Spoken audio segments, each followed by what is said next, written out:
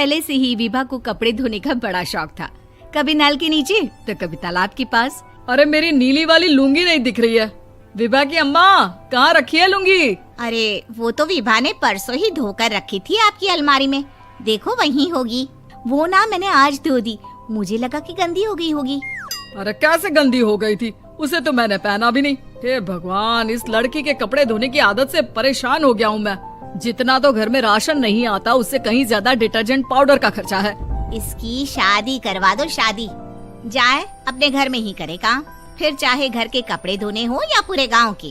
हाँ ठीक बोल रही हूँ, देखता हूँ मैं कोई लड़का। वो दिन भी आ जाता है जब विभा को देखने लड़के वाले आ जाते हैं। लड़की मुझे अच्छी लगी। होने वाली सास कहती है, बेटी अगर कुछ पूछना है तो पूछ लो। वैसे तो हमारी लड़की बहुत ही शर्मीली है, जो बोल दो वो मान लेती है, इसे क्या पूछना होगा। अरे कैसी बात कर रही हो माँ, मुझे इन लोगों के घर रहना है, सवाल तो कई है। हाँ हाँ बेटा, पूछ लो ना, क्या पूछना है। आप लोगों के घर कपड़े कौन धोता है? सास का मुंह बन जाता है।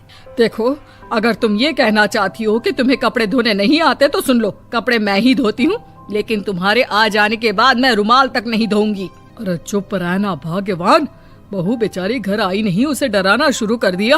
वो क्या है ना बिटिया, अभी तक तो ये कल्लू की माँ ही धोती थी, लेकिन अब तुम्हारे पापा तो दहेज में वॉशिंग मशीन देंगे ही। तभी विभा की माँ बोल पड़ती है, सवाल भी पूछा तो क्या। वैसे भाई साहब, मशीन की तो फिर भी कपड़े धोने की कैपेसिटी होती है, मतलब जो बिटिया दे रहे हैं ना विभा, इसे कपड़े धोने का बहुत शौक है। ये आप लोगों के क्या, आस पड़ोस गांव मोहल्ले सबके कपड़े धो दे और उफ तक ना करे।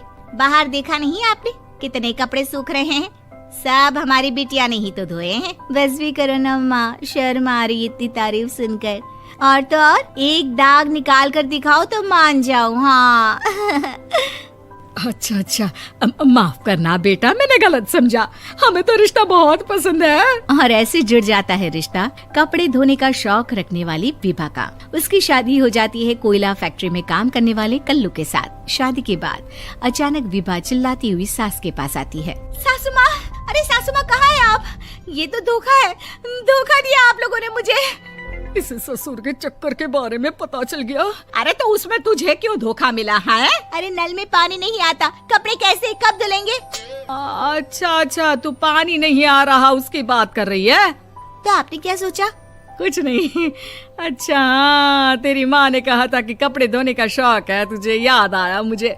शौक शौक बोलकर कपड़े धोने वाले मेरे जुनून को कम ना आके सासू माँ, कपड़ा धोना मेरा गुरूर है।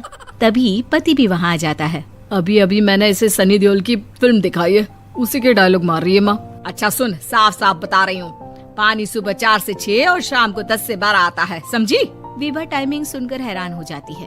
ये क्या भूतों का मोहल्ला है? सुबह 4 बजे उठकर कौन कपड़े धोता है? 4 बजे टंकी में पानी जाता है, फिर सारा दिन धोना ना, किसने मना किया?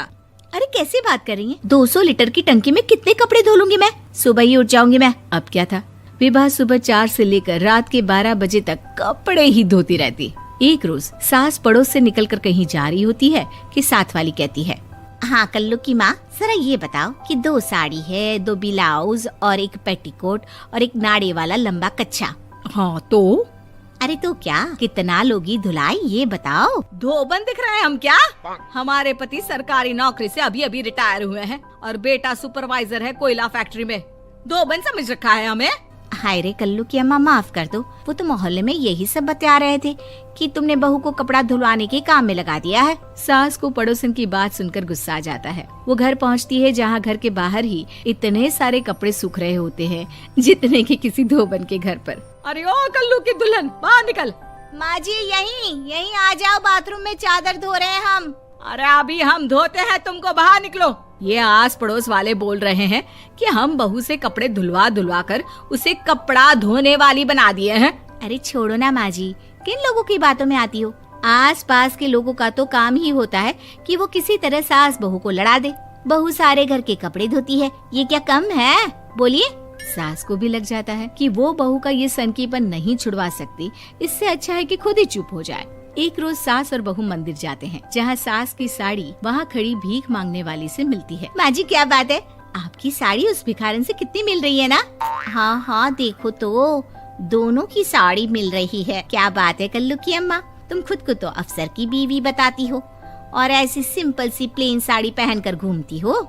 सिंपल और प्लेन नहीं है ये साड़ी। तो क्या सोने के धागे से फूल बने हैं? कुछ भी सासू माँ, कुछ भी। हाँ, बने थे इस साड़ी में सोने के धागे से फूल। मेरे पति लेकर आए थे मद्रास से स्पेशली मेरे लिए 10,000 की। ताहे भाई साहब इस भिखारन के लिए भी सेम टू सेम साड़ी लेकर आए होंगे 10,000 की। सास उस वक्त तो कुछ नहीं कहती, लेकिन बहू के साथ घर आती है और अलमारी से एल्बम निकाल कर लाती है। ये साड़ी देख रही है, ये वही साड़ी है जिसे मैंने अभी पहना था। इस साड़ी में ये जो चमकदार फूल दिख रहे हैं ना, ये सोने के धागों से काढ़े गए हैं। लेकिन तू लोकल वॉशिंग मशीन ब्रश से घिस घिस कर सारे फूलों को निकाल कर साड़ी प्लेन कर दी।